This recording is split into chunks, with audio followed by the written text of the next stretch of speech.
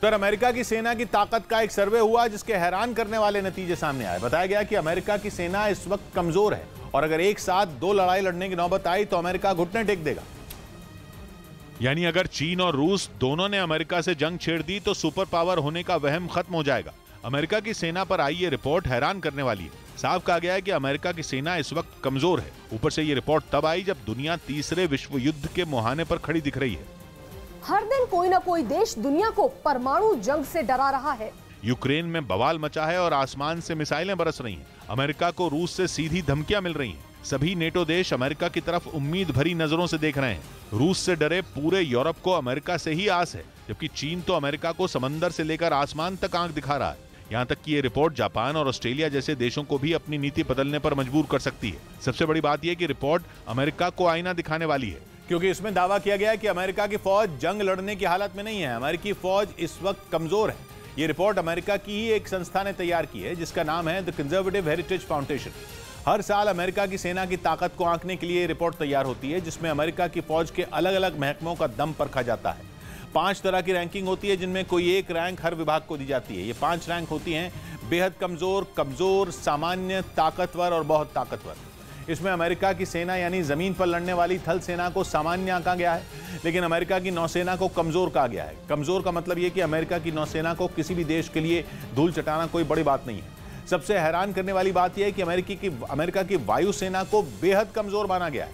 यह सबसे खराब रैंक है। अमेरिका के मरीन कोर को मजबूत माना गया है। अंतरिक्ष में अमेरिका की स्पेस एजेंसी का दुनिया लोहा मानती रही, लेकिन अंतरिक्ष में भी उसकी ताकत को कमजोर आंका गया। लेकिन परमाणु ताकत के मामले में अमेरिका को ताकतवर माना गया और अलग अलग विभागों की इस रैंकिंग के आधार पर अमेरिका की पूरी फौज को कमजोर माना गया है। जबकि अमेरिका ऐसा मुल्क है जो हथियार बनाने और बेचने वाले सबसे बड़े मुल्कों में है। दुनिया भर में सेनाओं को ताकतवर बनाने का दावा करने वाला अमेरिका खुद ही कमजोर है। इसीलिए ये रिपोर्ट अमेरिका को भी चुभने वाली है। अमेरिका का रक्षा मंत्रालय यानी पेंटागन इस मसले पर बिल्कुल चुप है, लेकिन दावा किया जा रहा है कि उनकी फौज दुनिया में सबसे दमदार है। अमेरिका की कमजोरी समझना भी मुश्किल नहीं है। अगर उसने इस रिपोर्ट को सही मान लिया तो यूरोप भी अमेरिका का साथ छोड़ देगा, खासतौर पर तब जब पुतिन भी अमेरिका को धमका चुके हैं। ज्यादा दिन नहीं बीते हैं जब पुतिन ने अमेरिका को बड़ी चेतावनी दी थी। उन्होंने साफ कहा था कि 30 सेकंड में यानी आधे मिनट में वो अमेरिका को तबाह कर सकते हैं। इसीलिए ये रिपोर्ट अमेरिका के लिए इतनी अहम मानी जा रही है। ऊपर से ये रिपोर्ट ऐसे वक्त पर आई है जब अमेरिका में मिड टर्म चुनावों का शोर मचा हुआ है। बाइडेन के सारे विरोधी उन्हें घेरने का मौका ढूंढने में लगे हैं। ऐसे में ये रिपोर्ट अमेरिका में बाइडेन को भारी पड़ सकती है। यही वजह है कि अमेरिका के कुछ अधिकारी इस रिपोर्ट के केवल एक पहलू की बात कर रहे हैं, वो है अमेरिका की परमाणु ताकत। इस रिपोर्ट में परमाणु ताकत के आधार पर अमेरिका को ताकतवर मुल्क बताया गया है। यानी अमेरिका लोगों को ये बताने में जुटा है कि परमाणु बमों के दम पर वो अपने देश को सुरक्षा दिलाने में सक्षम है। लेकिन अमेरिका की ये कोशिश आग में घी डालने का काम करने वाली हो सकती है, खासतौर पर तब जब पुतिन यूक्रेन में परमाणु बमों के इस्तेमाल की धमकी दे चुके हैं। यानी एक तरफ पुतिन यूक्रेन की जंग में सब कुछ झोंकने पर तुले हैं, दूसरी तरफ बाइडेन चुनाव जीतने के लिए कुछ भी कर गुजरने पर तुले हैं। मध्य प्रदेश के सिवनी में कॉलेज प्रबंधन के खिलाफ छात्रों ने जबरदस्त हंगामा किया है। इस बीच छात्रों और पुलिस के बीच झड़प भी हो गई। कॉलेज की समस्याओं से परेशान छात्र सड़क पर उतर आए और प्रशासन के खिलाफ जमकर नारेबाजी की। प्रदर्शन कर रहे छात्रों ने कॉलेज में समस्याओं की अनदेखी के खिलाफ आवाज उठाई और इस मामले में प्रशासन से जल्द कार्रवाई करने की मांग की। छात्रों का कहना है कि कॉलेज में शिक्षकों की कमी है और लंबे समय से खेल ग्राउंड भी नहीं बनाया गया, जिसको लेकर छात्र कई बार जिलाधिकारियों को आवेदन दे चुके हैं, लेकिन अब तक छात्रों की समस्याएं नहीं सुनी गई। नियमित शिक्षक नहीं है, खेल ग्राउंड भी नहीं है, हमारे महाविद्यालय का अभी तक नामकरण नहीं हुआ है। हम हर जगह आवेदन लगा चुके हैं अपना, लेकिन हमें सिर्फ आश्वासन दिया जाता है। छात्रों ने विरोध प्रदर्शन के दौरान लखनादौन मंडला हाईवे पर चक्का जाम कर दिया और इस बीच घंटों तक हाईवे पर गाड़ियों की लंबी कतार नजर आई। वहीं छात्रों के हंगामे के बीच जब पुलिस पहुंची तो पुलिस कर्मियों से छात्रों की झड़प हो गई। काफी देर के बाद मौके पर आला अधिकारी पहुंचे, जिसके बाद छात्रों का हंगामा शांत हुआ। उधर ताइवान के साथ जारी तनातनी के बीच चीन से जुड़ी एक ऐसी खबर आई जिससे ब्रिटेन में हड़कंप मच गया। खबर है कि ब्रिटेन की सेना से रिटायर हो चुके पायलट चीन की सेना को ट्रेनिंग दे रहे हैं। मतलब ये कि अपने घातक लड़ाकू विमानों से ताइवान को डरा रहा चीन अब उसके मददगारों का भी तोड़ निकालने में जुट गया। पिछले 2 महीने से उसके लड़ाकू विमानों ने ताइवान के करीब जाकर ऐसा दिखाने की कोशिश की मानो वो कभी भी बम बरसा देंगे।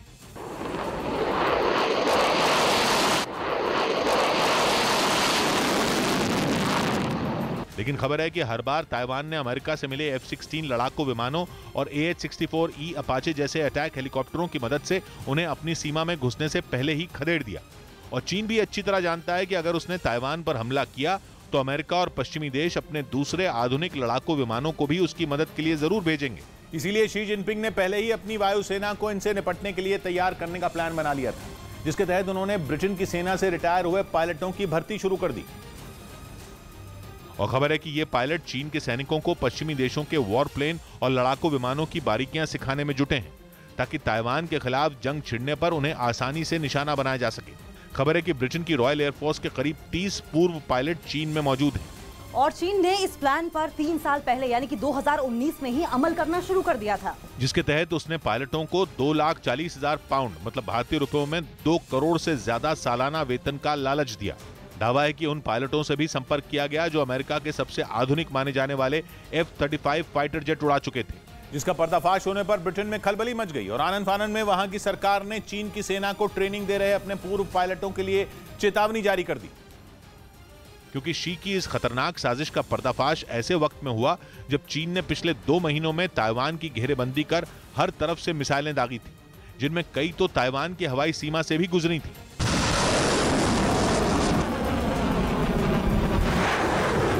और अब तो अमेरिका ये आशंका जता चुका है कि चीन कभी भी ताइवान पर हमला कर सकता है। खुद शी जिनपिंग भी साफ कर चुके हैं कि ताइवान पर कब्जे के लिए वो अपनी सेना को वहां उतारने से नहीं हिचकेंगे। यानी जंग भले ही न छिड़ी हो, लेकिन चीन अपने विरोधियों पर दबाव बढ़ाने का कोई पैंतरा आजमाने से नहीं चूक रहा।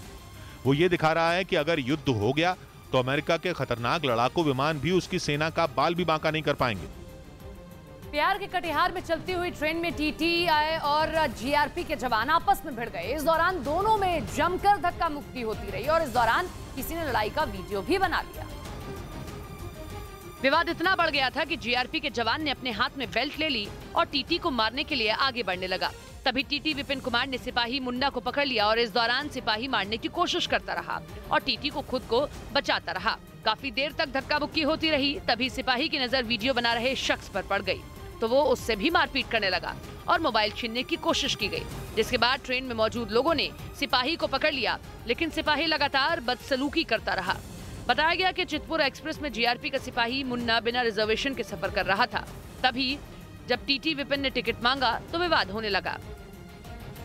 इस बीच खबर है कि अमेरिका के परमाणु लैब में काम करने वाले कई वैज्ञानिक चीन पहुंच गए हैं और उसके लिए काम कर रहे हैं, जिसके लिए उसने उन्हें मोटी रकम का ऑफर दिया था। इससे पहले पता चला था कि चीन ने ब्रिटेन के पायलटों को भी यही लालच दिया था, उन्हें अपने लिए काम करने पर राजी कर लिया था। और अब खबर है कि अमेरिकी वैज्ञानिक चीन के लिए खतरनाक हथियार बनाएंगे, जिनमें हाइपरसोनिक मिसाइलें भी शामिल हैं। मुमकिन है कि ताइवान हथियाने के चक्कर में पड़ा चीन इन मिसाइलों को अमेरिका पर दाग भी डाले। मतलब अमेरिकी वैज्ञानिक जो हथियार बनाएंगे उनका शिकार खुद अमेरिका होगा, क्योंकि एक रिपोर्ट में दावा किया गया कि अमेरिका की परमाणु लैब में काम करने वाले 162 वैज्ञानिक चीन पहुंचे हैं। खबर है कि चीन ने इन अमेरिकी वैज्ञानिकों को मोटी तनख्वाह भी दी है और उनसे अमेरिका की परमाणु तैयारियों की खुफिया जानकारी भी जुटाई है। मतलब पैसों के लिए अमेरिकी वैज्ञानिक अमेरिका को धोखा दे रहे हैं और वो ऐसे हथियार बना रहे हैं जो अमेरिका पर दागे जा सकते हैं। मतलब चीन ने जो ब्रिटेन के साथ किया वही अमेरिका के साथ कर रहा है और इसीलिए उसने अमेरिका की लॉस एलमस नेशनल लैब में काम करने वाले वैज्ञानिकों को अपने यहां बुला लिया। परेशानी की बात यह है कि अमेरिका की यह लैब जानी ही जाती है न्यूक्लियर प्रयोगों के लिए। मतलब चीन ने एक ऐसा दांव खेला है जो चुटकी बजाते ही अमेरिका के सीक्रेट परमाणु प्लान की पोल खोल देगा। यही नहीं, खबर है कि अमेरिकी कंपनियां चोरी छिपे चीन को खतरनाक मिसाइलों की तकनीक भी बेच रही हैं, जिनकी संख्या 1-2 नहीं बल्कि सैकड़ों में है। मतलब अमेरिका को परेशान करने के लिए चीन पानी की तरफ पैसे बहा रहा है। उसका टारगेट है अमेरिका को कमजोर करना और उसकी कमर तोड़ देना, क्योंकि जिन वैज्ञानिकों और तकनीक के दम पर अमेरिका उछलता है, चीन उसे ही बर्बाद करने पर उतारू है।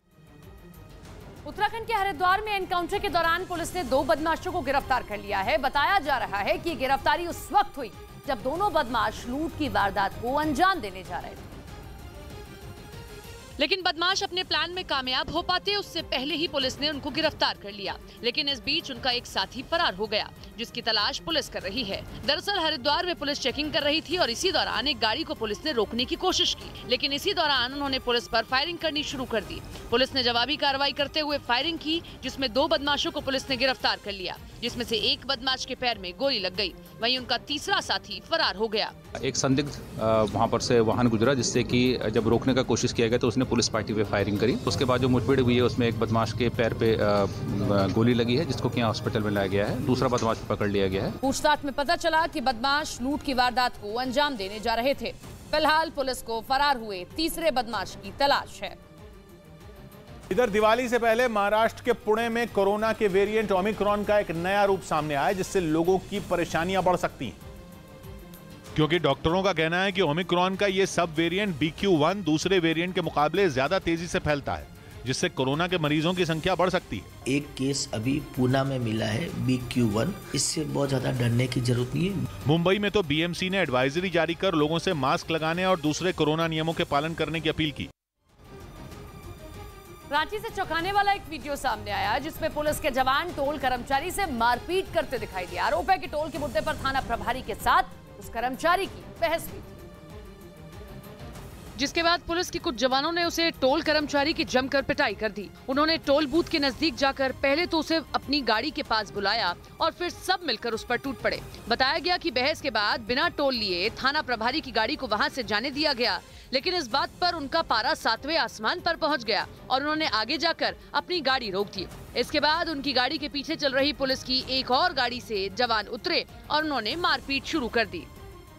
अमेरिका के राष्ट्रपति बाइडेन की तुलना हिटलर से कर दी गई। मिड टर्म चुनाव का सामना कर रहे बाइडेन पर यह बड़ा हमला अमेरिका की पहली हिंदू सांसद ने किया, जिन्होंने पिछले हफ्ते ही बाइडेन की डेमोक्रेटिक पार्टी छोड़ दी थी। अमेरिका की पहली हिंदू सांसद रही तुलसी गबार्ड बाइडेन से बुरी तरह खफा हैं। मिड टर्म चुनाव के दौरान हुई एक सभा में उन्होंने बाइडेन को एक तानाशाही सोच वाला नेता बता दिया। बाइडेन की नाकामियां तो उन्होंने गिनाई ही, उनकी तुलना हिटलर से कर दी। उन्होंने नाजी जर्मनी के नेता हिटलर से उनकी बराबरी का आधार भी बताया। तुलसी गबार्ड ने दावा किया कि जैसे हिटलर हर आवाज को सेना के दम पर दबाने की कोशिश करते थे, वैसा ही स्वभाव बाइडेन का भी है। यूक्रेन जंग में उनकी नाकामी और अमेरिका को हुए आर्थिक नुकसान की वजह से बाइडेन को तगड़ा विरोध झेलना पड़ रहा है। अमेरिका में 9 नवंबर को मिड टर्म इलेक्शन होने हैं। पंजाब के अमृतसर से रोंगटे खड़े कर देने वाला एक वीडियो सामने आया है, जिसमें पुलिस वाले की पिस्तौल से चली गोली एक दुकानदार को लग गई। ये पूरी घटना वहां लगे सीसीटीवी कैमरे में रिकॉर्ड हो गई, जिसमें दिखा कि पुलिस वाले ने जैसे ही पिस्तौल अपने हाथ में ली, उससे अचानक फायरिंग हो गई और पिस्तौल से निकली गोली सीधा दुकानदार को लग गई, जिससे वो घायल होकर जमीन पर गिर गया। उस वक्त दुकान में कुछ लोग भी मौजूद थे, जो फायरिंग होते ही दहशत में आ गए। इसके बाद वो पुलिस वाला वहां से निकल गया। तब तक दुकान के दूसरे कर्मचारियों ने उसे उठाया और तुरंत अस्पताल लेकर गए। बाद में आरोपी पुलिस वाले को सस्पेंड कर दिया गया। सीसीटीवी फुटेज ਜਾਂ ਮੌਕੇ ਦੇ ਜੋ ਆਈ ਵਿਟਨੈਸ ਨੇ ਜਾਂ ਫਿਰ ਉਹਨਾਂ ਦੇ ਜੋ ਰਿਲੇਟਿਵ ਦੇ ਬਿਆਨ ਸਾਹਮਣੇ ਆਉਂਦੇ ਨੇ, ਉਸ ਦੇ ਮੁਤਾਬਕ ਜੋ ਵੀ ਬਣਦੀ ਕਾਰਵਾਈ ਉਹ ਉਹਨਾਂ ਦੇ ਖਿਲਾਫ ਕੀਤੀ ਜਾਊਗੀ। बताया गया कि पुलिस वाला दुकान में मोबाइल खरीदने पहुंचा था। इस बीच इंग्लैंड के तेज गेंदबाज रीस टॉपली चोट लगने की वजह से T20 वर्ल्ड कप से बाहर हो गए। पाकिस्तान के खिलाफ खेले गए प्रैक्टिस मैच में उनको चोट लगी थी, जिसके बाद टॉपली को टीम से बाहर होना पड़ा, जो T20 वर्ल्ड कप में इंग्लैंड के लिए बड़ा झटका है। इंग्लैंड अपना पहला मैच शनिवार को अफगानिस्तान के खिलाफ खेलेगा।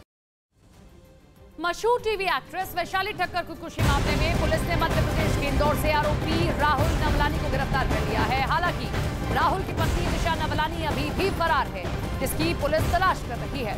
हाल ही में वैशाली ठक्कर ने इंदौर के अपने घर में फांसी लगाकर आत्महत्या कर ली थी। जांच पड़ताल के दौरान पुलिस को वैशाली ठक्कर के घर से एक सुसाइड नोट बरामद हुआ था।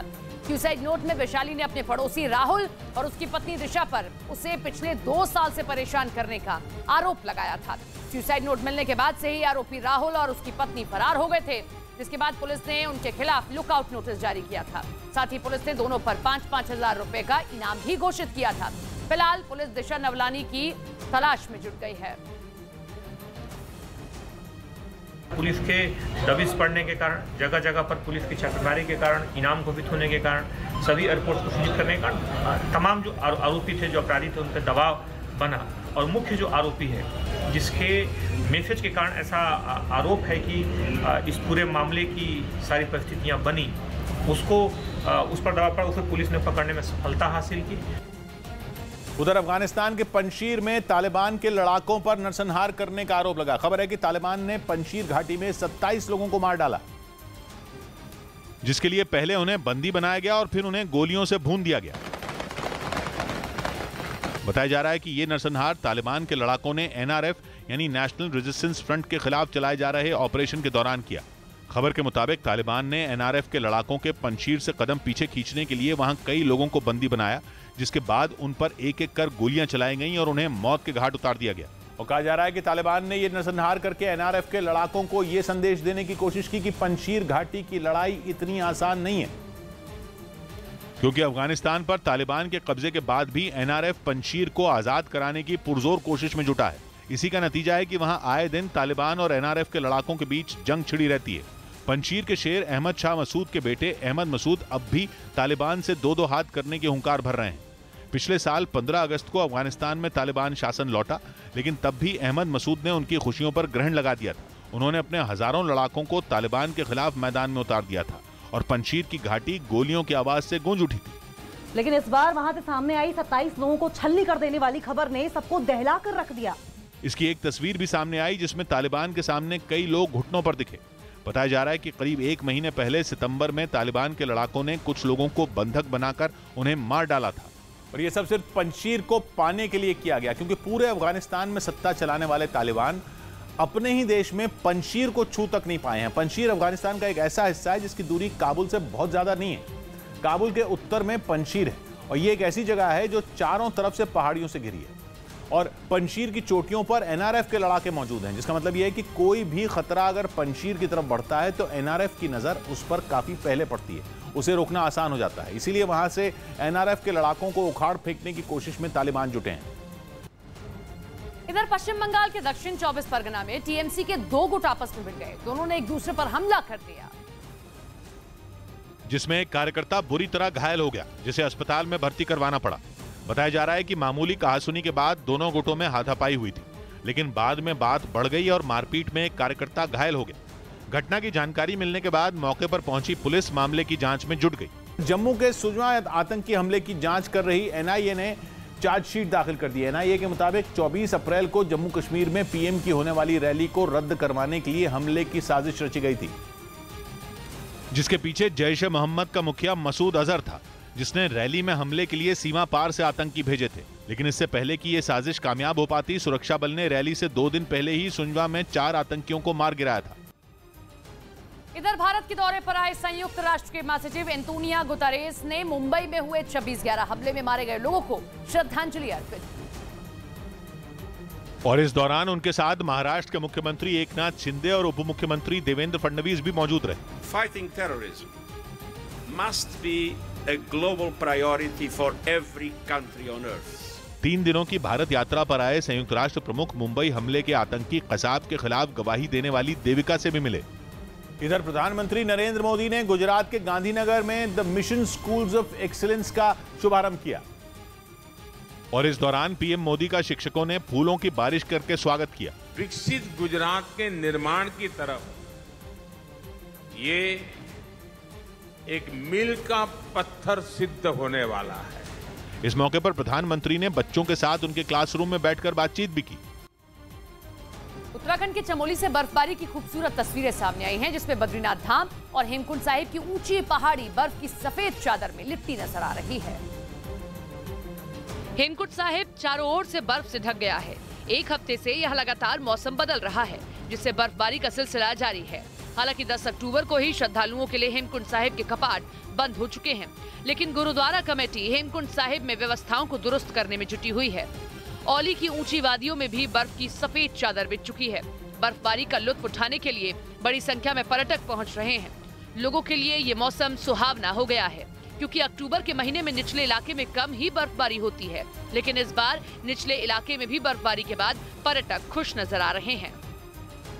अब खबर जम्मू कश्मीर से। यहाँ सोनमर्ग और गुलमर्ग से भी बर्फबारी की खूबसूरत तस्वीरें सामने आई हैं, जिसमें ऊंचे इलाके में सड़कें पूरी तरीके से बर्फ की सफेद चादर में ढका नजर आई हैं। लगातार हो रही बर्फबारी की वजह से तापमान में गिरावट दर्ज की गई है। तो तस्वीरें जम्मू कश्मीर के सोनमर्ग की आप दिख रहे हैं, जहां पर खूबसूरत नजारा वादियों में देखने को मिला है। सफेद चादर में ढकी ये सड़कें नजर आई और निश्चित तौर पर इससे पर्यटकों का भी आना जाना घाटी में बढ़ेगा, जिससे घाटी में जो पर्यटकों के ना आने के चलते रेवेन्यू रुका हुआ था, उसमें भी अब बढ़ोतरी देखने को मिलेगी।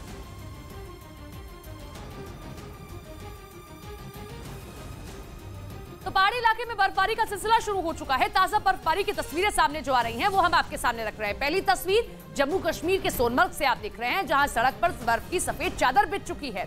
दूसरी तस्वीर आप उत्तराखंड के हेमकुंड साहिब से देख रहे हैं, जहां ऊंची चोटियों पर बर्फ की कई इंच मोटी परत जम चुकी है। और तीसरी तस्वीर आपके सामने औली की है, यहाँ पहुंचे पर्यटक बर्फबारी का लुत्फ उठा रहे हैं। पहाड़ों पर हो रही बर्फबारी का असर मैदानी इलाकों में भी देखने को मिल रहा है। यहाँ पर भी ठंड अब बढ़ने लगी है।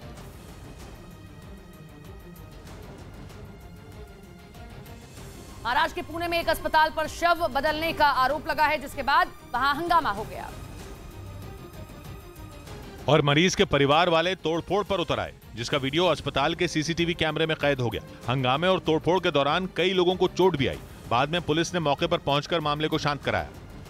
कांग्रेस अध्यक्ष पद के लिए हुए चुनाव में मल्लिकार्जुन खड़गे ने शशि थरूर को हरा दिया। इस चुनाव में दोनों नेताओं के नाम सामने आने के बाद ये कयास लगाए जा रहे थे कि खड़गे को जीत मिल सकती है। और जैसे ही उन्हें जीत मिली, उनके समर्थक जश्न मनाने में जुट गए। दिल्ली में कांग्रेस पार्टी कार्यालय के बाहर सैकड़ों कार्यकर्ता इकट्ठा हुए और जमकर जश्न मनाया।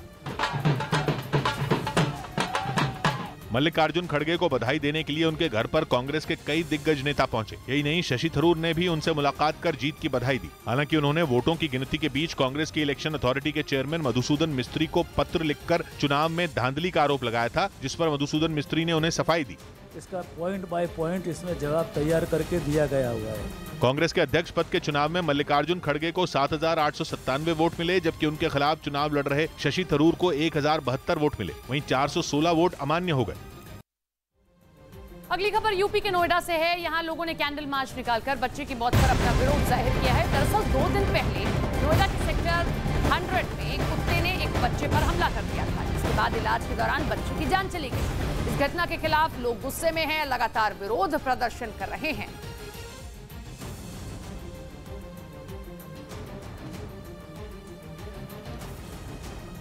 अजरबैजान और आर्मेनिया की दुश्मनी का फायदा उठाकर उनका पड़ोसी ईरान इलाके में अपनी पावर गेम खेलने में लगा है। ईरान ने अजरबैजान और आर्मेनिया से लगने वाले अपने बॉर्डर के पास बहुत बड़ा युद्ध अभ्यास शुरू कर दिया, जिसके सामने आए वीडियो में एक रेगिस्तान में दूर दूर तक जहां तक नजर गई ईरान के टैंकों का लंबा चौड़ा बेड़ा नजर आया। ऐसे टैंक जो अगर एक बार दहाड़ दें तो दुश्मन पानी भरने लगे। सामने ईरान के अटैक हेलीकॉप्टर भी अपना दमखम दिखाने के लिए तैयार खड़े दिखे। तस्वीरों में ईरान के सैकड़ों सैनिकों की फौज भी लोहा मनवाने के लिए बेताब थी। ईरान अजरबैजान और आर्मेनिया दोनों का पड़ोसी है। अजरबैजान से ईरान की बनती नहीं और इस जंग में वो आर्मेनिया के साथ खड़ा है। ऐसे में दोनों के पास अपनी सीमा पर मिलिट्री ड्रिल करके ईरान अपने पड़ोसियों को पैगाम देना चाहता है। आर्मेनिया को शांति और दोस्ती का पैगाम और अजरबैजान को अपनी हद में रहने का पैगाम कि अगर उसने ईरान की तरफ आंख उठाकर भी देखा तो करारा जवाब मिलेगा। दुनिया की नंबर 1 T20 टीम अब है दुनिया जीतने को बेताब। साथ है 150 करोड़ लोगों का विश्वास जो कह रहे हैं न्यूज़ 18 इंडिया के साथ T20 वर्ल्ड कप की नंबर 1 कवरेज देखिए सिर्फ देश के नंबर 1 न्यूज चैनल पर। वही जीतेगा। खैरसॉन में होने वाली हर हलचल पर न्यूज ब्लैकआउट लगा दिया है। मतलब कि खैरसॉन में क्या हो रहा है उसकी एक भी खबर छापी नहीं जा रही। कहा जा रहा है कि यूक्रेन ने ऐसा इसलिए किया क्योंकि वो खैरसॉन में कुछ बड़ा करने की फिराक में है। और खैरसॉन में कुछ बड़ा तभी होगा जब यूक्रेन उसे पुतिन की मुट्ठी में से पूरी तरह आजाद करा लेंगे। खैरसॉन प्रांत से यूक्रेन की सबसे लंबी नदी नीप्रो होकर गुजरती है, जो कि इस प्रांत को 2 हिस्सों में बांटती है। यूक्रेन की फौज उस नीप्रो नदी के पश्चिमी तट से होते हुए दक्षिण की तरफ आगे बढ़ रही है। पिछले कुछ हफ्तों में वो रूस की सेना को 20 से 30 किलोमीटर पीछे खदेड़ भी चुकी है। नीप्रो नदी के पश्चिमी तट पर दक्षिण में ही खैरसॉन प्रांत की राजधानी खैरसॉन शहर है, जहां अब भी रूस का ही कब्जा है। इसलिए माना जा रहा है कि यूक्रेन से खैरसॉन शहर अब ज्यादा दूर नहीं है, लेकिन अगर खैरसॉन रूस के पंजे से निकला तो पुतिन की जान हलक में आ जाएगी, क्योंकि खैरसॉन से ही क्राइमिया तक जाने का जमीन का इकलौता रास्ता है। और क्राइमिया यूक्रेन का वो हिस्सा है जिसमें पुतिन की जान बसती है। रूस ने 2014 में ही क्राइमिया को यूक्रेन से हथिया लिया था। ऐसे में खैरसॉन के छूटते ही क्राइमिया में पुतिन का सिंहासन डोलने लगेगा। उधर ईरान के आत्मघाती ड्रोन से घबराए नेटो देश यूक्रेन को उसकी काट देने की तैयारी में है, क्योंकि जंग के मैदान में ईरान से रूस को मिले शाहिद 136 ड्रोन यूक्रेन में जो तबाही मचा रहे हैं उसकी तस्वीरें दुनिया के सामने हैं। और अब ईरान के इन्हीं आत्मघाती ड्रोन से निपटने के लिए नेटो ने यूक्रेन को एंटी ड्रोन सिस्टम देने की ठान ली, ताकि ईरान के शाहिद 136 ड्रोन की मार से यूक्रेन को बचाया जा सके और रूस के हमलों का असर कम होता चला जाए। ये वही ड्रोन हैं जिन्होंने बीते हफ्ते यूक्रेन में जमकर तबाही मचाई थी। वो ड्रोन जिन पर यूक्रेन ने एक ही दिन में अपने 8 नागरिकों की मौत का ठीकरा फोड़ा। वही शाहिद 136 जिन्होंने यूक्रेन की राजधानी कीव समेत दूसरे शहरों में रिहायशी इलाकों से लेकर कई सरकारी इमारतों को भी खंडहर में तब्दील कर दिया। और यही कारण रहा कि कीव की तस्वीर बदलने वाले ईरान के आत्मघाती ड्रोन को मात देने के लिए नेटो देश आगे आए और ऐसा प्लान तैयार किया कि आने वाले दिनों में होने वाला रूस का हर वार खाली जाए। और वो प्लान ये है कि नेटो की तरफ से बहुत ही जल्द रूस से जंग लड़ रहे यूक्रेन को एंटी ड्रोन सिस्टम की डिलीवरी की जाएगी, ताकि हफ्ते भर में यूक्रेन के 1/3 पावर स्टेशनों को तबाह करने वाले शाहिद 136 को नेस्तनाबूद किया जा सके। नेटो के मुताबिक यूक्रेन में ईरान के ये ड्रोन जो तबाही मचा रहे हैं, ऐसे में नेटो देशों को अब आगे आना ही होगा, ताकि एंटी ड्रोन सिस्टम को जल्द से जल्द यूक्रेन को सौंपा जा सके और पुतिन के सैनिकों के सामने बौनी पड़ रही जेलेंस्की की सेना की ताकत बढ़ सके। हालांकि नेटो यूक्रेन को कितने एंटी ड्रोन सिस्टम देगा ये नहीं बताया गया, लेकिन इतना जरूर है कि ये सिस्टम जितनी जल्दी जेलेंस्की की फौज को मिलेगा उतना कम नुकसान यूक्रेन को भुगतना पड़ेगा, क्योंकि रूस के हमले थमने का नाम नहीं ले रहे। रोजाना यूक्रेन के किसी न किसी इलाके में ईरान के शाहिद 136 ड्रोन जमकर तबाही मचा रहे हैं। इन ड्रोन की खास बात यह है कि शायद 136 अपने टारगेट को मिटाने के बाद खुद का खात्मा भी कर लेते हैं। वैसे ईरान की तरफ से कभी यह नहीं माना गया कि उसने रूस को अपने आत्मघाती ड्रोन भेजे हैं, बल्कि ईरान की तरफ से जारी एक बयान में कहा गया था कि वो जंग में उतरे किसी भी देश को हथियार देने के मूड में नहीं है, क्योंकि ईरान का मानना यह है कि किसी भी देश की सैन्य मदद का मतलब है जंग का लंबा खिंचना, जो ईरान नहीं चाहता। लेकिन अमेरिका की तरफ से यह बार बार कहा जा रहा है कि ईरान ने रूस को शाहिद 136 ड्रोन की सप्लाई की, बल्कि यूक्रेन ने ईरान से रूस को मिले आत्मघाती ड्रोन की संख्या पर दावा ठोक दिया और यह बताया कि शाहिद 136 की पहली खेप के तौर पर ईरान ने रूस को हजारों ड्रोन भेजे। यूक्रेन ने दावा किया कि रूस को ईरान से 1750 शाहिद 136 ड्रोन मिले, जिसके बाद रूस ने और आत्मघाती ड्रोन का ऑर्डर ईरान को दिया, क्योंकि ये ड्रोन बाकी ड्रोन की तुलना में सस्ते हैं। एक ड्रोन की कीमत $20,000 यानी भारतीय रुपयों में 16 लाख रुपए बताई गई। लेकिन जंग में ईरान के इन्हीं आत्मघाती ड्रोन ने यूक्रेन के छक्के भी छुड़ा रखे हैं, जिनके खिलाफ अमेरिका ने भी मोर्चा खोल दिया और ये चेतावनी दे डाली कि अगर ईरान ने इसी तरह रूस की मदद करना जारी रखा तो वो ईरान पर किसी भी तरह के बैन लगाने से नहीं चूकेगा। क्योंकि हाल ही में यह खबर आई थी कि ईरान जल्द ही रूस को सतह से सतह पर मार करने वाली बैलिस्टिक मिसाइलें देने वाला है, जिनका इस्तेमाल पुतिन की सेना युद्ध के मैदान में करेगी। इसीलिए ईरान के हथियारों की जंग में एंट्री पर अमेरिका ने गहरी चिंता जताई और इस पर अमेरिका ने ब्रिटेन से भी बात की। खबर है कि बातचीत के दौरान पश्चिमी देशों के यूक्रेन की मदद के लिए आगे आने पर चर्चा हुई। इतना ही नहीं, इन दोनों देशों ने मिलकर ईरान को घेरने की बड़ी तैयारी भी कर ली और उसके खिलाफ ऐसा मोर्चा खोला कि ईरान को हथियार बेचने के मुद्दे पर संयुक्त राष्ट्र में घेरने का प्लान बना लिया। वहीं जेलेंस्की ने रूस को यह धमकी दे डाली कि ईरान के ड्रोन से वो यूक्रेन का बाल भी बांका नहीं कर पाएगा। यूक्रेन के राष्ट्रपति ने यह तक कह दिया कि जंग में शाहिद 136 ड्रोन का इस्तेमाल रूस के सैन्य और राजनीतिक दिवालियापन को दिखाता है, जबकि रूस ने युद्ध में ईरान के आत्मघाती ड्रोन के इस्तेमाल पर अब तक चुप्पी साधी हुई है। इस बीच खबर है कि यूक्रेन में तबाही मचा रहे ईरान के ड्रोन को रूस ने और खतरनाक बना दिया। पश्चिमी मीडिया ने दावा किया कि रूस ने ईरान से खरीदे गए शाहिद 136 आत्मघाती ड्रोन की मदद से पिछले दिनों कीव समेत यूक्रेन के कई शहरों को निशाना बनाया था और उसने वहां ऐसा कहर बरपाया कि कई इमारतों का नामो निशान मिट गया।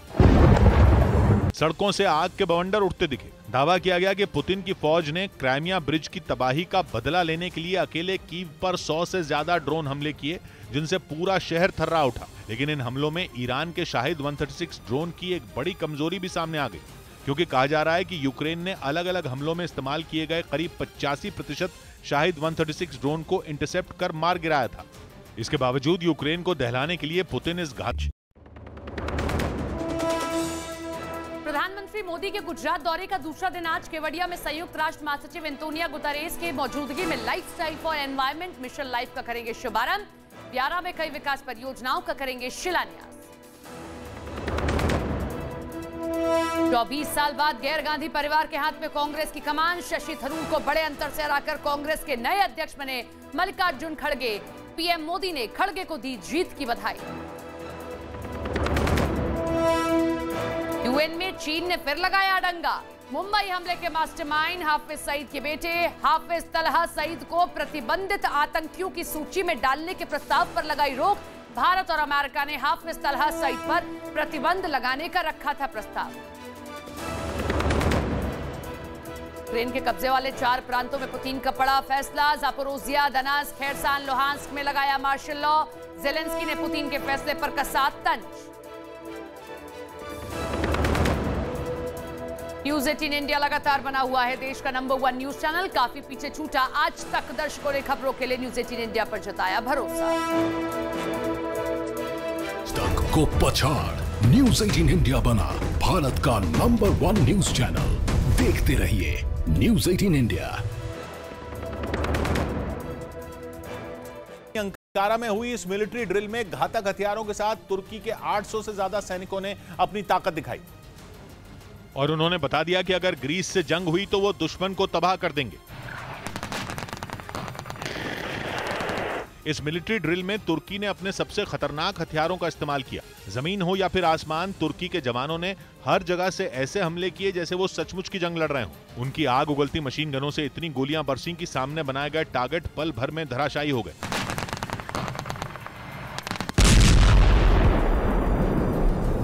तुर्की ने इस मिलिट्री ड्रिल में टैंक और तोपों से भी जंग का अभ्यास किया। उसकी सेना ने तोप से गोले दागकर दुश्मन के ठिकानों को ध्वस्त कर दिया।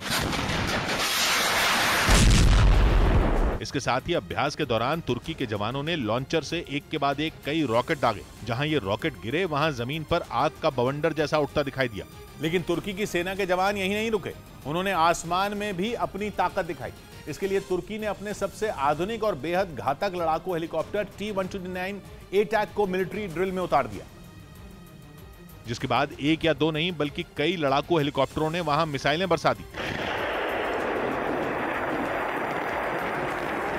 T-129 A-TAC हेलीकॉप्टरों की गिनती दुनिया के बेहतरीन लड़ाकू हेलीकॉप्टरों में की जाती है। ये इतनी तेजी से हमला करते हैं कि दुश्मन को संभलने का वक्त तक नहीं मिलता। इनसे बरसाई गई मिसाइलें बेहद सटीक निशाना साधती हैं और पलक झपकते ही टारगेट को खत्म कर देती हैं। तुर्की की वायुसेना में पहली बार 2014 में इन लड़ाकू हेलीकॉप्टरों को शामिल किया गया था। इसके बाद से अब तक 70 T-129 A-TAC हेलीकॉप्टरों को तुर्की की वायुसेना में शामिल किया जा चुका है।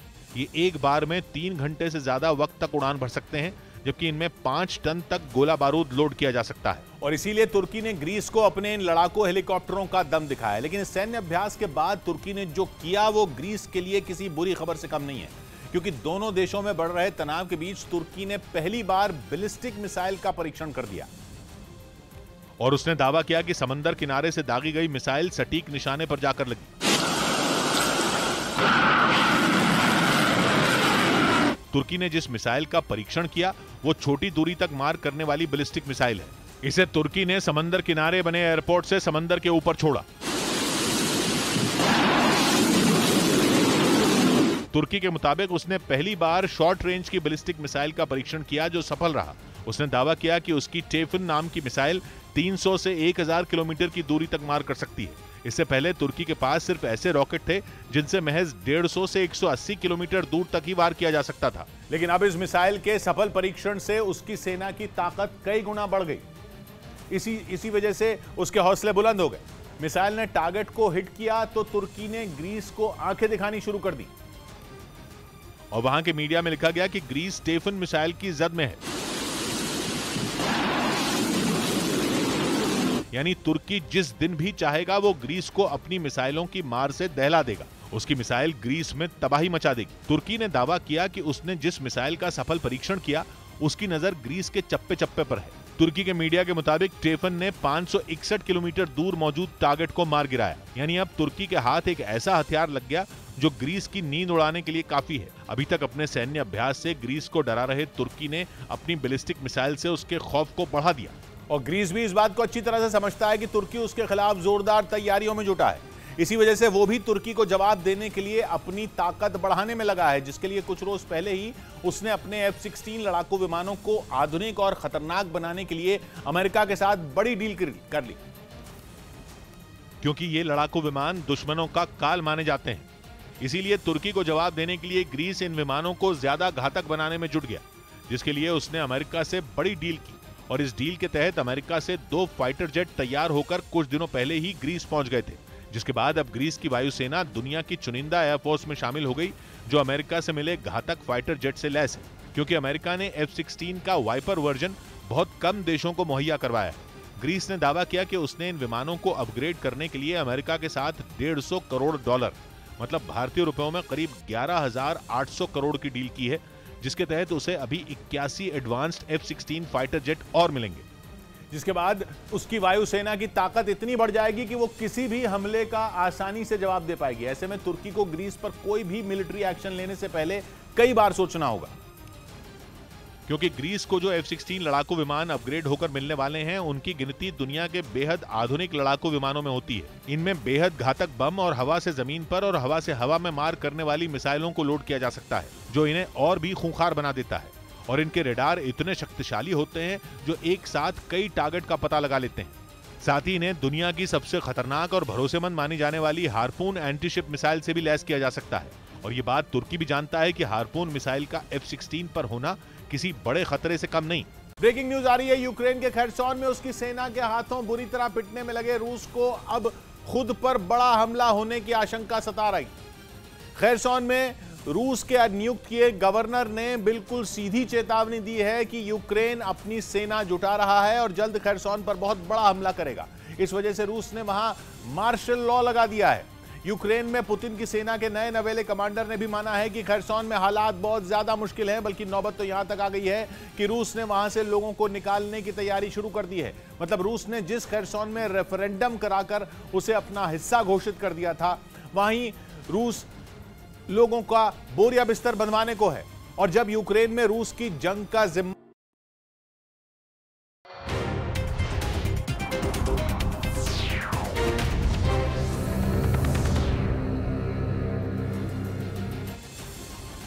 मशहूर टीवी एक्ट्रेस वैशाली ठक्कर खुदकुशी मामले में पुलिस ने मध्य प्रदेश के इंदौर से आरोपी राहुल नवलानी को गिरफ्तार कर लिया है। हालांकि राहुल की पत्नी दिशा नवलानी अभी भी फरार है, जिसकी पुलिस तलाश कर रही है। हाल ही में वैशाली ठक्कर ने इंदौर के अपने घर में फांसी लगाकर आत्महत्या कर ली थी। जांच पड़ताल के दौरान पुलिस को वैशाली ठक्कर के घर से एक सुसाइड नोट बरामद हुआ, जिसमें कि उसने अपने पड़ोसी राहुल और उसकी पत्नी दिशा पर उसे पिछले 2 साल से परेशान करने का आरोप लगाया था।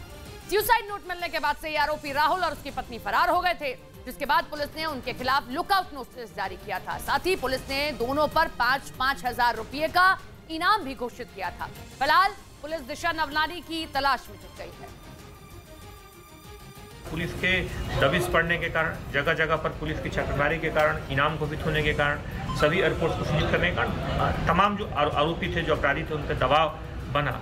और मुख्य जो आरोपी है, जिसके मैसेज के कारण ऐसा आरोप है कि इस पूरे मामले की सारी परिस्थितियां बनी, उसको उस पर दबाव पड़ा, उसे पुलिस ने पकड़ने में सफलता हासिल की।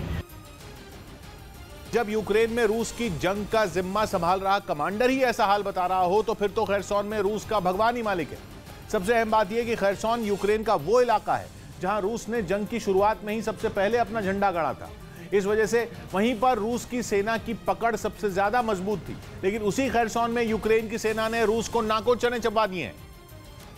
और यूक्रेन के धड़ाधड़ हमलों से बचने के लिए पुतिन की फौज मैदान छोड़कर भागने को मजबूर हो गई है। पुतिन ने अपने जिस नए सिपह सालार को यूक्रेन में उनकी जंग की कमान सौंपी है, वो जनरल सर्गेई सुरोविकिन ही खुद अपने मुंह से बोल रहे हैं कि खैरसोन की लड़ाई आसान नहीं। उन्होंने दावा किया कि यूक्रेन खैरसोन शहर पर अंधाधुंध हाईमार्स रॉकेट बरसा रहा है। हाईमार्स भारी भरकम ट्रक पर फिट ऐसा चलता फिरता मिसाइल लॉन्चर है जो बिना रुके एक के बाद एक 6 गाइडेड मिसाइलें दाग सकता है। इसलिए रूस के कमांडर जनरल सर्गेई सुरोविकिन ने एक इंटरव्यू में कहा कि दुश्मन रूस की सेना के ठिकानों पर हमला करने का कोई मौका नहीं छोड़ रहा। खैरसोन में नागरिकों और रूस के सैनिकों दोनों के लिए हालात बेहद मुश्किल हैं, लेकिन रूस की सेना खैरसोन के लोगों को वहां से बिल्कुल सुरक्षित निकाल लेगी। मगर रूस के कमांडर ने जो कहा उसे खैरसॉन में ही रूस के गवर्नर और अधिकारी अपनी आंखों से देख रहे हैं और सीधे सीधे झेल रहे हैं। उनका तो कहना है कि खैरसॉन की उल्टी गिनती शुरू हो चुकी है, क्योंकि ऐसा लग रहा है कि यूक्रेन अब रोके से भी नहीं रुकने वाला। खैरसॉन में रूस के तैनात किए एक अधिकारी ने लोगों को बिल्कुल साफ साफ चेताया है कि यूक्रेन की सेना बहुत जल्द वहां जबरदस्त वार करने वाली है। उन्होंने कहा कि प्लीज मेरी बात को गंभीरता से लीजिए, मैं खैरसॉन शहर से जल्द निकलने को कह रहा हूं। और खैरसॉन में रूस के गवर्नर ने तो बड़े हमले के खतरे को देखते हुए खैरसॉन से यूक्रेन के नागरिकों को रूस भेजने का फैसला तक कर लिया, ताकि आम नागरिकों को यूक्रेन के हमलों से बचाया जा सके।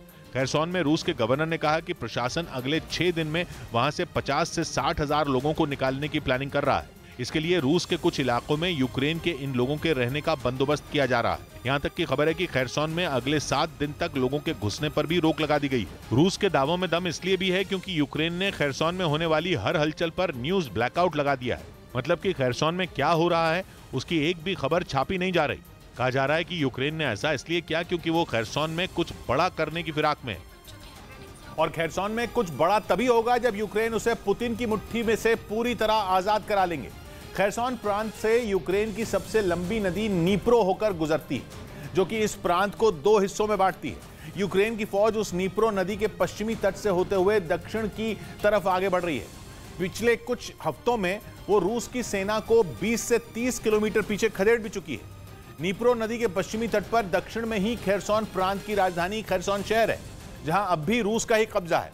इसलिए माना जा रहा है कि यूक्रेन से खैरसॉन शहर अब ज्यादा दूर नहीं है, लेकिन अगर खैरसॉन रूस के पंजे से निकला तो पुतिन की जान हलक में आ जाएगी, क्योंकि खैरसॉन से ही क्राइमिया तक जाने का जमीन का इकलौता रास्ता है। और क्राइमिया यूक्रेन का वो हिस्सा है जिसमें पुतिन की जान बसती है। रूस ने 2014 में ही क्राइमिया को यूक्रेन से हथिया लिया था। ऐसे में खैरसॉन के छूटते ही क्राइमिया में पुतिन का सिंहासन डोलने लगेगा। फरार गैंगस्टर दीपक टीनू गिरफ्तार हुआ है। राजस्थान के अजमेर से उसे गिरफ्तार किया गया। पंजाब के मंसा से पुलिस कस्टडी से हुआ था फरार। मूसेवाला हत्याकांड में आरोपी है दीपक टीनू। गिरफ्तारी के वक्त दीपक टीनू के पास से हैंड ग्रेनेड और हथियार भी पुलिस को बरामद हुआ है। तो बड़ी खबर आपको बता दें, राजस्थान के अजमेर से गैंगस्टर दीपक टीनू को गिरफ्तार किया गया। मूसेवाला हत्याकांड में शामिल लॉरेंस बिश्नोई गैंग के गैंगस्टर दीपक टीनू को पुलिस ने राजस्थान से गिरफ्तार कर लिया है। दीपक टीनू इसी महीने पुलिस कस्टडी से फरार हुआ था, जिसके बाद पुलिस को उसकी तलाश थी। 1 अक्टूबर की रात को गैंगस्टर दीपक टीनू की गिरफ्तारी के लिए पुलिस ने लगातार इधर उधर दबिश दी थी और आखिरकार पुलिस ने दीपक टीनू को राजस्थान से गिरफ्तार कर लिया। गैंगस्टर दीपक के फरार होने के बाद से ही पुलिस ने उसकी तलाश में मध्य प्रदेश, राजस्थान, जम्मू कश्मीर, हरियाणा और पंजाब में छापेमारी की थी और पुलिस को राजस्थान में कामयाबी मिली। इस दौरान पता चला कि दीपक टीनू मानसा से फरार होने के बाद राजस्थान के अलग अलग हिस्सों में छिपा था। आखिर में वो अजमेर में गैंगस्टर आनंद पाल के पुराने ठिकाने पर जाकर रुका था, जहां से पुलिस ने उसे गिरफ्तार कर लिया। दीपक टीनू को केकड़ी, अजमेर, राजस्थान से अरेस्ट किया गया। इसके पोजीशन से 5 ग्रेनेड भी मिले हैं और 2 अच्छी क्वालिटी के सेमी ऑटोमेटिक पिस्टल्स मिले हैं। दीपक टीनू को जब गिरफ्तार किया गया तब उसके पास से भारी तादाद में असलहा और 5 हैंड ग्रेनेड बरामद हुए। फिलहाल पंजाब पुलिस दीपक टीनू से पूछताछ में जुटी है कि वो कैसे 1 अक्टूबर को पुलिस कस्टडी से फरार हुआ था। चलिए अब आपको बताते हैं कि आखिर कैसे गिरफ्तार हुआ गैंगस्टर दीपक टीनू। गैंगस्टर दीपक टीनू को पुलिस ने राजस्थान के अजमेर से गिरफ्तार किया है। इस दौरान पुलिस को पता चला कि जब से दीपक टीनू फरार हुआ तब से ही लगातार लॉरेंस बिश्नोई गैंग उसकी सक्रिय तौर पर मदद कर रहा था। इस दौरान दीपक टीनू का फर्जी पासपोर्ट बनवाया जा रहा था, जिसके सहारे दीपक टीनू दक्षिण अफ्रीका भागने की फिराक में भी था। जब पुलिस ने गैंगस्टर दीपक टीनू को अजमेर से गिरफ्तार किया तो उसके पास से 5 हैंड ग्रेनेड बरामद होते और इसके साथ ही गिरफ्तारी के वक्त दीपक टीनू के पास से सेमी ऑटोमेटिक पिस्तौल भी बरामद हुई है। तो दरअसल लॉरेंस बिश्नोई गैंग का गैंगस्टर दीपक टीनू बेहद ही शातिर है, जो अपनी गर्लफ्रेंड के सहारे पुलिस की कस्टडी से फरार हुआ था। उधर पुलिस सोती रह गई और इधर दीपक टीनू फरार हो गया था। सिद्धू मूसेवाला हत्याकांड के साथ गैंगस्टर दीपक टीनू पर कई और मामले भी दर्ज हैं। सरदूलगढ़ मर्डर केस में दीपक टीनू को पुलिस कस्टडी में ले जाया जा रहा था और मानसा सीआई इंचार्ज प्रीतपाल सिंह पर उसकी जिम्मेदारी थी। जांच में निकलकर सामने आया था कि सीआई इंचार्ज प्रीतपाल सिंह 1 अक्टूबर की रात को गैंगस्टर दीपक टीनू को मानसा के होटल में लेकर आए, जहां दीपक की गर्लफ्रेंड पहले से मौजूद थी। जहां सीआई इंचार्ज के सोने के बाद दीपक टीनू अपनी गर्लफ्रेंड के साथ फरार हो गया था। गैंगस्टर दीपक टीनू के फरार होने में पुलिस की भूमिका भी सामने आई थी, जिसके बाद आरोपी मानसा सीआई इंचार्ज प्रीतपाल सिंह के खिलाफ मामला दर्ज करते हुए उसे निलंबित कर गिरफ्तार कर लिया गया था। वहीं पुलिस ने दीपक टीनू की गिरफ्तारी के लिए जाल बिछाया था। इस दौरान दीपक की गर्लफ्रेंड गिरफ्तार हुई थी, जिसने बताया कि वो और दीपक विदेश भागने की फिराक में हैं। लेकिन उससे पहले ही पुलिस ने गैंगस्टर दीपक टीनू को अजमेर से गिरफ्तार कर लिया। आइए अब आपको बताते हैं कि क्या हुआ, आखिर पुलिस की गिरफ्त से दीपक टीनू फरार कैसे हो गया था। दरअसल 1 अक्टूबर की रात को गैंगस्टर दीपक टीनू फरार हुआ था।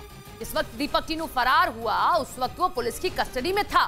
दीपक टीनू जिस पुलिस वाले की कस्टडी में था, उस पुलिस वाले को दीपक ने दिया झांसा और अपनी गर्लफ्रेंड से मिलने के लिए होटल ले जाने को कहा। उस पुलिस वाले की गाड़ी से दीपक टीनू होटल में अपनी गर्लफ्रेंड से मिलने गया और इस दौरान पुलिस वाला दूसरे कमरे में जाकर सो गया। मौके का फायदा उठाकर दीपक टीनू अपनी गर्लफ्रेंड के साथ फरार हो गया। मामला सामने आने के बाद गैंगस्टर दीपक टीनू की मदद करने के आरोपी पुलिसकर्मी के खिलाफ एक्शन लिया गया था। मानसा सीआई इंचार्ज को निलंबित कर गिरफ्तार किया गया था। राजस्थान के अजमेर से दीपक टीनू अरेस्ट हुआ है। ईरान के आत्मघाती ड्रोन से घबराए नेटो देश यूक्रेन को उसकी काट देने की तैयारी में है, क्योंकि जंग के मैदान में ईरान से रूस को मिले शाहिद 136 ड्रोन यूक्रेन में जो तबाही मचा रहे हैं उसकी तस्वीरें दुनिया के सामने हैं। और अब ईरान के इन्हीं आत्मघाती ड्रोन से निपटने के लिए नेटो ने यूक्रेन को एंटी ड्रोन सिस्टम देने की ठान ली, ताकि ईरान के शाहिद 136 ड्रोन की मार से यूक्रेन को बचाया जा सके और रूस के हमलों का असर कम होता चला जाए। ये वही ड्रोन हैं जिन्होंने बीते हफ्ते यूक्रेन में जमकर तबाही मचाई थी। वो ड्रोन जिन पर यूक्रेन ने एक ही दिन में अपने 8 नागरिकों की मौत का ठीकरा फोड़ा। वही शाहिद 136 जिन्होंने यूक्रेन की राजधानी कीव समेत दूसरे शहरों में रिहायशी इलाकों से लेकर कई सरकारी इमारतों को भी खंडहर में तब्दील कर दिया। और यही कारण रहा कि कीव की तस्वीर बदलने वाले ईरान के आत्मघाती ड्रोन को मात देने के लिए नेटो देश आगे आए और ऐसा प्लान तैयार किया कि आने वाले दिनों में होने वाला रूस का हर वार खाली जाए।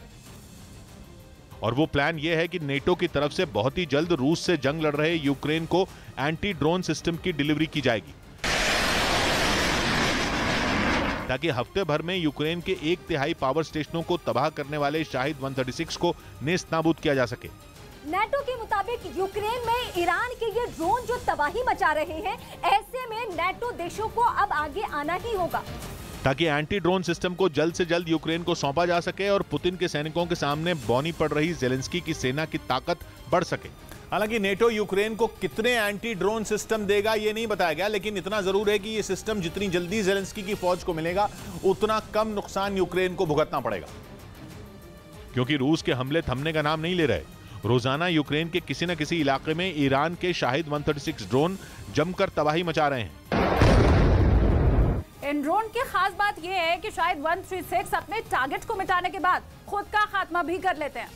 वैसे ईरान की तरफ से कभी यह नहीं माना गया कि उसने रूस को अपने आत्मघाती ड्रोन भेजे हैं, बल्कि ईरान की तरफ से जारी एक बयान में कहा गया था कि वो जंग में उतरे किसी भी देश को हथियार देने के मूड में नहीं है, क्योंकि ईरान का मानना यह है कि किसी भी देश की सैन्य मदद का मतलब है जंग का लंबा खिंचना, जो ईरान नहीं चाहता। लेकिन अमेरिका की तरफ से यह बार बार कहा जा रहा है कि ईरान ने रूस को शाहिद 136 ड्रोन की सप्लाई की, बल्कि यूक्रेन ने ईरान से रूस को मिले आत्मघाती ड्रोन की संख्या पर दावा ठोक दिया और यह बताया कि शाहिद 136 की पहली खेप के तौर पर ईरान ने रूस को हजारों ड्रोन भेजे।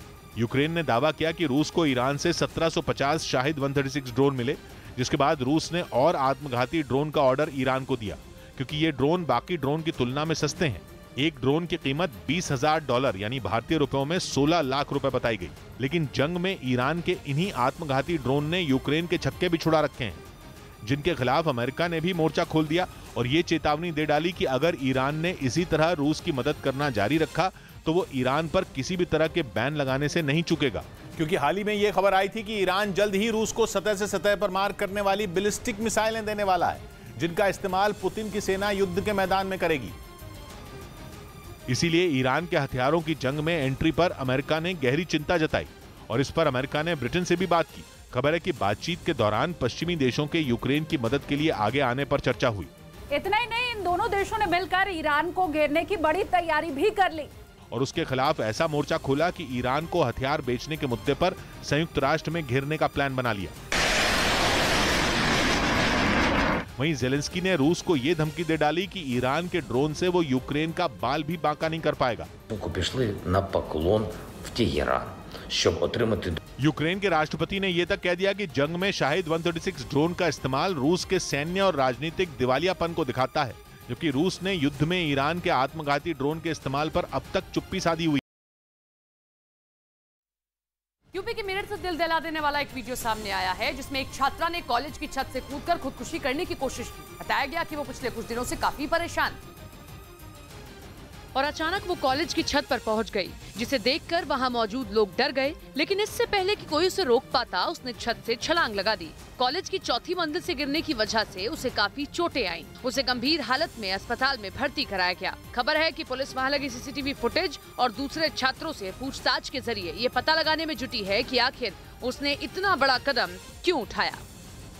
इस बीच खबर है कि यूक्रेन में तबाही मचा रहे ईरान के ड्रोन को रूस ने और खतरनाक बना दिया। पश्चिमी मीडिया ने दावा किया कि रूस ने ईरान से खरीदे गए शाहिद 136 आत्मघाती ड्रोन की मदद से पिछले दिनों कीव समेत यूक्रेन के कई शहरों को निशाना बनाया था और उसने वहां ऐसा कहर बरपाया कि कई इमारतों का नामो निशान मिट गया। सड़कों से आग के बवंडर उठते दिखे। दावा किया गया कि पुतिन की फौज ने क्राइमिया ब्रिज की तबाही का बदला लेने के लिए अकेले कीव पर 100 से ज्यादा ड्रोन हमले किए, जिनसे पूरा शहर थर्रा उठा। लेकिन इन हमलों में ईरान के शाहिद 136 ड्रोन की एक बड़ी कमजोरी भी सामने आ गई, क्योंकि कहा जा रहा है कि यूक्रेन ने अलग अलग हमलों में इस्तेमाल किए गए करीब 85% शाहिद 136 ड्रोन को इंटरसेप्ट कर मार गिराया था। इसके बावजूद यूक्रेन को दहलाने के लिए पुतिन इस घातक ड्रोन का इस्तेमाल जारी रखना चाहते हैं, क्योंकि खबर है कि रूस पहले ही बड़ी संख्या में ईरान से ये ड्रोन खरीद चुका है।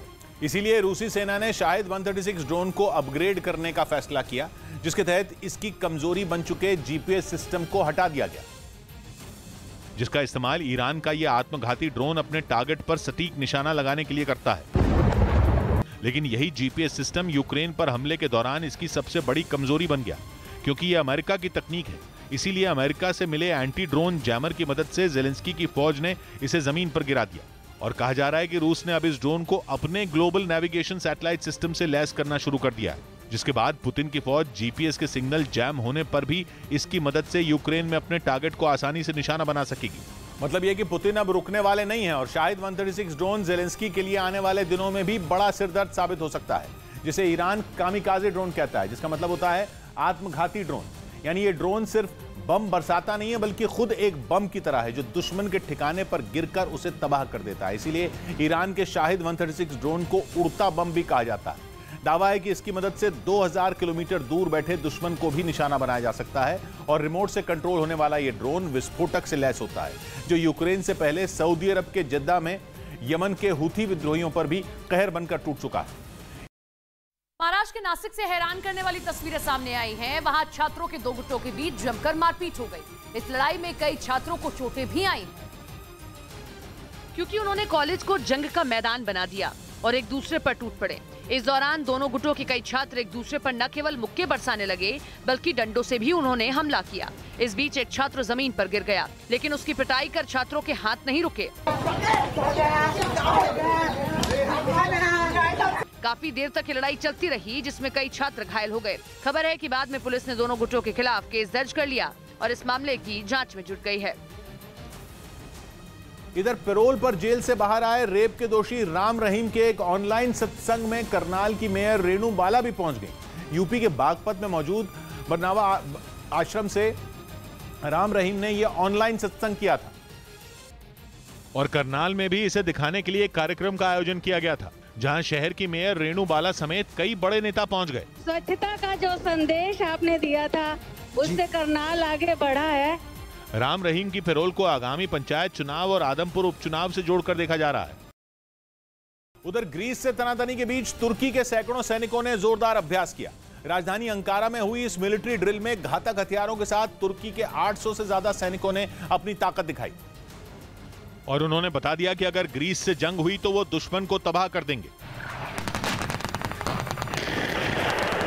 इस मिलिट्री ड्रिल में तुर्की ने अपने सबसे खतरनाक हथियारों का इस्तेमाल किया। जमीन हो या फिर आसमान, तुर्की के जवानों ने हर जगह से ऐसे हमले किए जैसे वो सचमुच की जंग लड़ रहे हों। उनकी आग उगलती मशीन गनों से इतनी गोलियां बरसीं कि सामने बनाए गए टारगेट पल भर में धराशायी हो गए।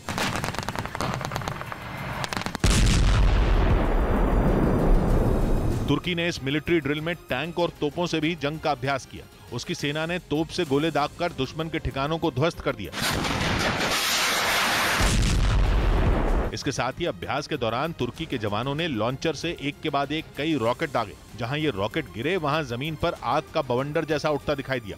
लेकिन तुर्की की सेना के जवान यहीं नहीं रुके, उन्होंने आसमान में भी अपनी ताकत दिखाई।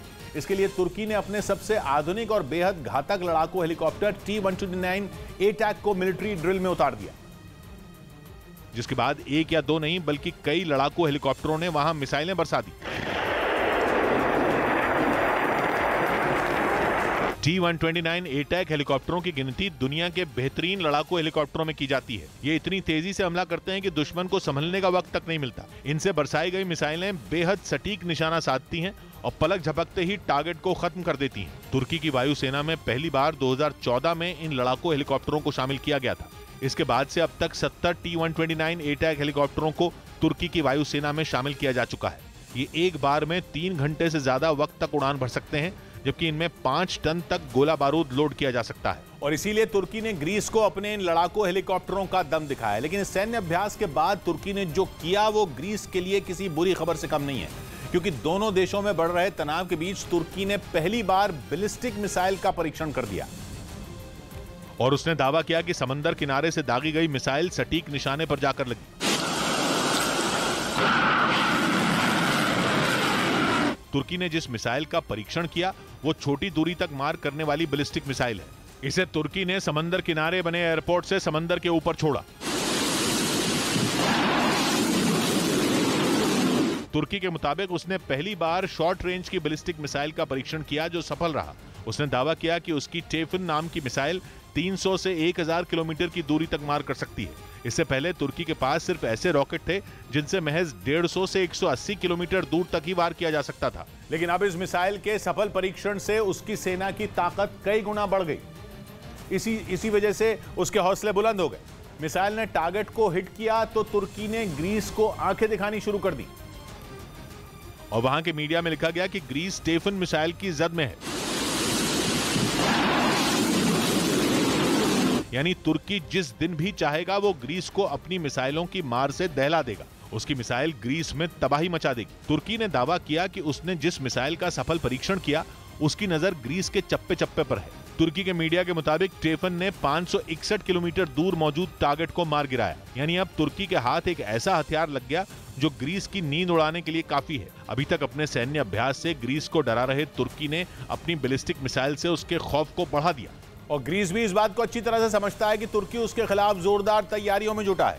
इसी वजह से वो भी तुर्की को जवाब देने के लिए अपनी ताकत बढ़ाने में लगा है, जिसके लिए कुछ रोज पहले ही उसने अपने F-16 लड़ाकू विमानों को आधुनिक और खतरनाक बनाने के लिए अमेरिका के साथ बड़ी डील कर ली। क्योंकि ये लड़ाकू विमान दुश्मनों का काल माने जाते हैं, इसीलिए तुर्की को जवाब देने के लिए ग्रीस इन विमानों को ज्यादा घातक बनाने में जुट गया, जिसके लिए उसने अमेरिका से बड़ी डील की। और इस डील के तहत अमेरिका से 2 फाइटर जेट तैयार होकर कुछ दिनों पहले ही ग्रीस पहुंच गए थे, जिसके बाद अब ग्रीस की वायुसेना दुनिया की चुनिंदा एयरफोर्स में शामिल हो गई जो अमेरिका से मिले घातक फाइटर जेट से लैस है। क्योंकि अमेरिका ने F-16 का वाइपर वर्जन बहुत कम देशों को मुहैया करवाया है। ग्रीस ने दावा किया कि उसने इन विमानों को अपग्रेड करने के लिए अमेरिका के साथ $150 करोड़ मतलब भारतीय रुपयों में करीब 11,800 करोड़ की डील की है, जिसके तहत उसे अभी 81 एडवांस्ड F-16 फाइटर जेट और मिलेंगे, जिसके बाद उसकी वायुसेना की ताकत इतनी बढ़ जाएगी कि वो किसी भी हमले का आसानी से जवाब दे पाएगी। ऐसे में तुर्की को ग्रीस पर कोई भी मिलिट्री एक्शन लेने से पहले कई बार सोचना होगा, क्योंकि ग्रीस को जो F-16 लड़ाकू विमान अपग्रेड होकर मिलने वाले हैं उनकी गिनती दुनिया के बेहद आधुनिक लड़ाकू विमानों में होती है। इनमें बेहद घातक बम और हवा से जमीन पर और हवा से हवा में मार करने वाली मिसाइलों को लोड किया जा सकता है, जो इन्हें और भी खूंखार बना देता है। और इनके रेडार इतने शक्तिशाली होते हैं जो एक साथ कई टारगेट का पता लगा लेते हैं। साथ ही इन्हें दुनिया की सबसे खतरनाक और भरोसेमंद मानी जाने वाली हार्पून एंटीशिप मिसाइल से भी लैस किया जा सकता है। और ये बात तुर्की भी जानता है कि हार्पून मिसाइल का F-16 पर होना किसी बड़े खतरे से कम नहीं। खबर उत्तराखंड से, जहां पर हरिद्वार में एनकाउंटर के दौरान पुलिस ने 2 बदमाशों को गिरफ्तार किया है। बताया यह जा रहा है कि गिरफ्तारी उस वक्त हुई जब दोनों बदमाश लूट की वारदात को अंजाम देने जा रहे थे। लेकिन बदमाश अपने प्लान में कामयाब हो पाते उससे पहले ही पुलिस ने उनको गिरफ्तार कर लिया। लेकिन इस बीच उनका एक साथी फरार हो गया, जिसकी तलाश पुलिस कर रही है। दरअसल हरिद्वार में पुलिस चेकिंग कर रही थी और इसी दौरान एक गाड़ी को पुलिस ने रोकने की कोशिश की, लेकिन इसी दौरान उन्होंने पुलिस पर फायरिंग करनी शुरू कर दी। पुलिस ने जवाबी कार्रवाई करते हुए फायरिंग की, जिसमें 2 बदमाशों को पुलिस ने गिरफ्तार कर लिया, जिसमें से एक बदमाश के पैर में गोली लग गई। वहीं उनका तीसरा साथी फरार हो गया।